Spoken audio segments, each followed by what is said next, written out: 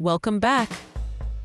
Today's episode is about one of the most misunderstood phases in business, the moment a startup stops being scrappy and starts becoming a real company. This is the story of Airbnb's transition from startup to scale-up.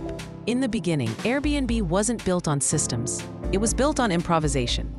The founders personally handled customer support, manually approved listings, and even traveled to hosts' homes to take professional photos.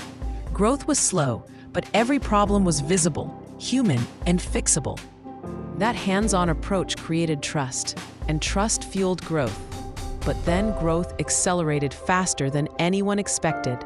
Suddenly, Airbnb wasn't managing hundreds of hosts. It was managing millions of hosts and guests across different countries, cultures, and legal systems. What once felt personal now felt inconsistent. Customer complaints increased. Fraud cases appeared. Cities began pushing back with regulations and bans. Airbnb ran into a classic scale-up problem. The behaviors that create early success often break under scale. The biggest problem wasn't demand, it was trust at scale. Guests needed reliability, not surprises. Hosts needed protection from bad actors. Regulators needed accountability. Airbnb had to build systems fast. The company invested heavily in identity verification, reviews, host guarantees, customer support infrastructure, and standardized policies. These changes added friction. Some early hosts complained. Some growth slowed.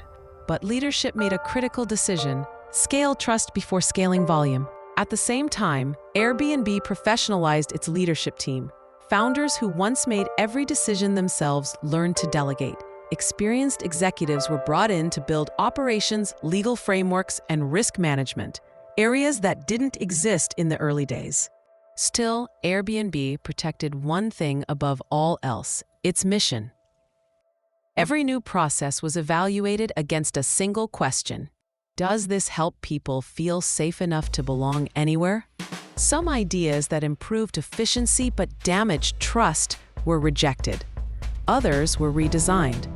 Airbnb accepted slower growth in exchange for long-term legitimacy. The result wasn't just scale, it was resilience.